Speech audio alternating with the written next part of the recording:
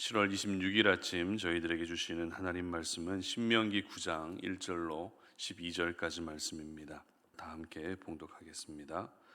이스라엘아 들으라. 네가 오늘 요단을 건너 너보다 강대한 나라들로 들어가서 그것을 차지하리니 그 성읍들은 크고 성벽은 하늘에 닿았으며 크고 많은 백성은 네가 아는 아낙 자손이라. 그에 대한 말을 내가 들었나니 이르기를 누가 아낙 자손을 능히 당하리오 하거니와 오늘 너는 알라. 내 하나님 여호와께서 맹렬한 불과 같이 내 앞에 나아가신즉 여호와께서 그들을 멸하사 내 앞에 엎드러지게 하시리니 여호와께서 내게 말씀하신 것 같이 너는 그들을 쫓아내며 속히 멸할 것이라. 내 하나님 여호와께서 그들을 내 앞에서 쫓아내신 후에 네가 심중에 이르기를 내 공의로움으로 말미암아 여호와께서 나를 이 땅으로 인도하여 들여서 그것을 차지하게 하셨다 하지 말라. 이 민족들이 악함으로 말미암아 여호와께서 그들을 내 앞에서 쫓아내심이니라. 네가 가서 그 땅을 차지함은 내 공의로 말미암음도 아니요 내 마음이 정직함으로 말미암음도 아니요 이 민족들이 악함으로 말미암아 내 하나님 여호와께서 이같이 하심은 내 조상 아브라함과 이삭과 야곱에게 하신 맹세를 이루려 하심이니라. 그러므로 네가 할 것은 내 하나님 여호와께서 내게 이 아름다운 땅을 기업으로 주신 것이 내 공의로 말미암음이 아니니라. 너는 목이 곧은 백성이니라. 너는 광야에서 내 하나님 여호와를 경노하게 하던 일을 잊지 말고 기억하라. 네가 애굽 땅에서 나오던 날부터 이곳에 이르기까지 늘 여호와를 거역하였으되 호렙산에서 너희가 여호와를 경노하게 하였으므로 여호와께서 진노하사 너희를 멸하려 하셨느니라. 그때 내가 돌판들 곧 여호와께서 너희와 세우신 언약의 돌판들을 받으려고 산에 올라가서 40주 40야를 산에 머물며 떡도 먹지 아니하고 물도 마시지 아니하였더니 여호와께서 두 돌판을 내게 주셨나니 그 돌판의 글은 하나님의 손으로 기록하신 것이요 너희의 총의 날에 여호와께서 산상불 가운데서 너희에게 이르신 모든 말씀이니라.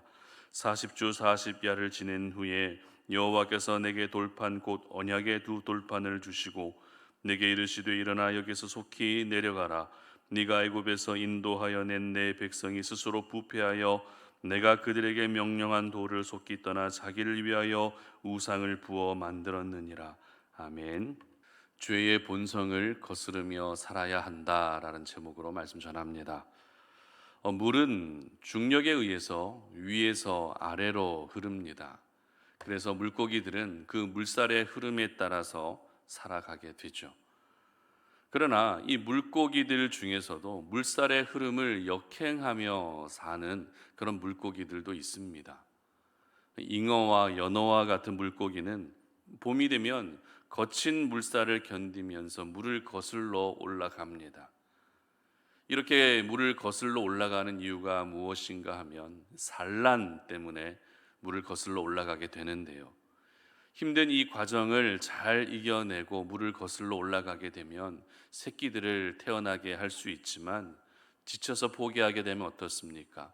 그 물살의 흐름에 따라서 강하류로 떠내려가고 결국 죽게 되는 것입니다.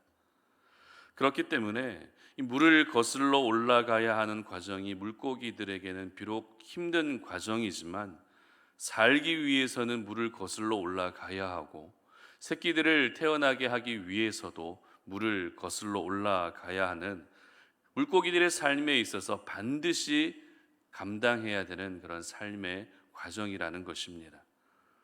그런데 이 물을 거슬러 올라가는 물고기들처럼 하나님의 사람들은 죄의 본성을 거스르며 살아야 되는 그런 사람들입니다. 죄의 본성이란 무엇입니까? 태초에 하나님이 아담과 하와를 창조하시고 아담과 하와가 하나님의 명령에 불순종하여 선악과를 따먹으면서 생기게 되었던 그 원죄, 그 원죄가 바로 죄의 본성이 된 것입니다. 그래서 결국 저희들은 삶 속에서 더 많은 죄를 지으며 그렇게 살아가게 된 것입니다. 따라서 모든 사람들은 예외 없이 죄의 본성을 가지고 있습니다. 하지만 우리가 그렇다고 해서 죄의 본성에 우리의 생각과 삶을 그대로 맡기게 되면 결국 저희들은 날마다 죄를 짓는 인생을 살게 되는 것입니다. 그러므로 하나님의 사람들은 오늘도 이 세상 속에서 죄의 본성을 거스르며 살 수 있어야 되는 것입니다. 비록 내 안에 죄의 본성이 숨쉬고 있지만 새로운 생명을 태어나게 하기 위해서 목숨을 걸고 물을 거스르는 물고기들처럼 저희들 역시 이 죄의 본성을 반드시 거스르며 살 수 있어야 되는 것입니다. 오늘 본문에서는 모세가 이스라엘 백성들의 완악함을 연이어 지적하고 있는 것을 보게 되는데요. 1절부터 3절까지의 내용은 하나님께서 강대한 민족, 가나안 족속들을 물리쳐 주시고 그 가나안 땅을 차지하게 하실 것이다 라고 이렇게 말씀하십니다. 가나안 족속이 어떤 족속이었습니까? 이스라엘 백성들에 비해서 전투에 최적화된 민족이 가나안 족속이었습니다. 그런 가나안 족속과 싸워서 이긴다는 것은 사실상 불가능한 일입니다. 그런데 하나님은 크고 강대하고 많은 가나안 족속들을 쫓아내 주시고 멸하여 주실 것이다라고 이렇게 약속해 주고 계시는 것입니다. 이것은 분명 은혜라 할 수 있죠. 내 힘으로 이길 수 없음에도 불구하고 하나님이 이기게 해 주시는 것은 은혜로만 설명될 수 있는 것입니다. 그러나 오늘 본문 4절 이하 말씀에서 기록되고 있는 이스라엘 백성들의 모습은 이 은혜를 은혜로 여기지 않고 오히려 교만하고 악한 모습들을 계속해서 기록하고 있다는 것입니다. 4절 상반절 말씀 볼까요? 내 하나님 여호와께서 그들을 내 앞에서 쫓아내신 후에 네가 심중에 이르기를 내 공의로움으로 말미암아 여호와께서 나를 이 땅으로 인도하여 들여서 그것을 차지하게 하셨다 하지 말라. 무슨 말입니까? 분명 가나안 땅을 차지하게 하신 분은 하나님이신데 그것을 하나님의 은혜로 여기지 않고 내가 잘해서 차지했다고, 내가 공의로웠기 때문에 가나안 땅을 차지할 수 있었다라고 그렇게 여긴다는 것입니다. 어제 살펴봤던 것처럼 이것은 하나님 앞에서 착각하고 있는 백성들의 모습이죠. 그러나 하나님은 이에 대해서 어떻게 말씀하고 계십니까? 5절 보시기 바랍니다. 네가 가서 그 땅을 차지함은 내 공의로 말미암음도 아니요 내 마음이 정직함으로 말미암음도 아니요, 이렇게 기록하고 있다는 것입니다. 너희들이 잘나서 가나안 땅을 차지하게 된 것이 아니다라는 것입니다. 너희들이 뛰어나고 너희들이 능력이 있기 때문에 가나안 땅을 차지한 것이 결코 아니다라고 하나님은 못 박아 말씀하고 계시는 것입니다. 그리고 이어지는 6절에서는 이스라엘 백성들을 향해서 어떻게 표현합니까? 목이 곧은 백성이다라고 이렇게 표현하실 정도로 이스라엘 백성들의 교만함을 끊임없이 지적하고 계십니다. 그리고 7절 하반절에서는 내가 애굽 땅에서 나오던 날부터 이곳에 이르기까지 늘 여호와를 거역하였으되, 늘 여호와를 거역하였으되, 늘 하나님의 말씀에 순종한 것이 아니라 늘 여호와를 거역하였으되라고 기록하면서 이스라엘 백성들의 이 완악함이 출애굽할 때부터 지금까지 변함없이 계속되고 있다라고 그렇게 말씀하고 계십니다. 뿐만 아닙니다. 호렙산에서 있었던 일까지도 모세를 통해서 백성들에게 들려주시는데요. 호렙산이 어떤 장소입니까? 모세가 하나님께 언약의 두 돌판 10계명을 받은 곳입니다. 그러나 그 와중에서도 이스라엘 백성들은 우상을 섬기는 죄를 지었죠. 12절 말씀 보시기 바랍니다. 내게 이르시되 일어나 여기서 속히 내려가라. 네가 애굽에서 인도하여 낸 내 백성이 스스로 부패하여 내가 그들에게 명령한 도를 속히 떠나 자기를 위하여 우상을 부어 만들었느니라. 이처럼 오늘 본문에서 모세는 하나님의 은혜로 가나안 땅을 차지하게 될 것이지만 백성들은 그 은혜를 은혜로 여기지 않는다는 것과 죄악된 여러 가지 모습들을 연이어 언급하면서 인간의 본성은 악하다라는 것, 모든 인간은 죄의 본성을 가지고 있다라는 것을 오늘 분명하게 말씀하고 있는 것입니다. 비록 선택받은 하나님의 백성이지만 그들 안에는 죄의 본성이 숨겨져 있다는 것이죠. 그리고 죄의 본성을 따라 살려고 하는 세상의 습관들이 이미 익숙해져 있었던 것입니다.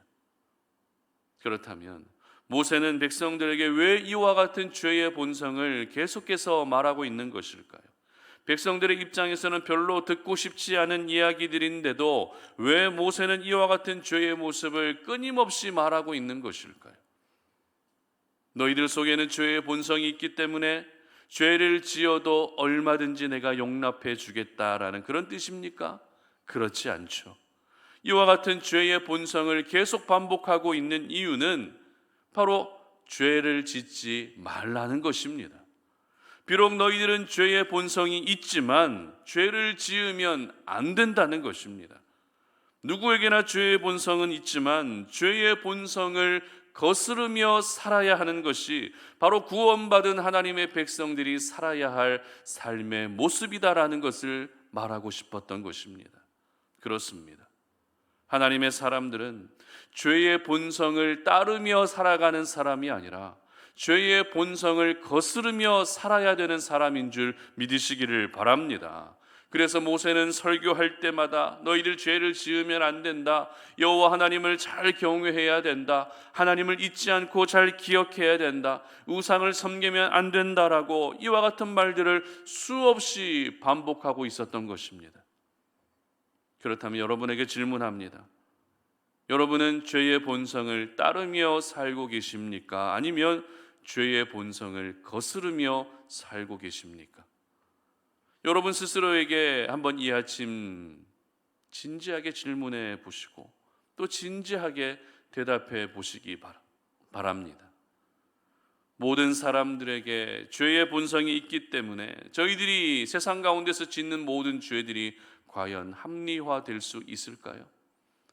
어차피 나는 죄의 본성이 있기 때문에 세상 속에서 죄를 지어도 하나님이 이해해 주실 거야, 이렇게 합리화될 수 있을까요? 그렇지 않다는 것을 저희들은 잘 알고 있습니다. 죄는 절대 합리화될 수 없습니다.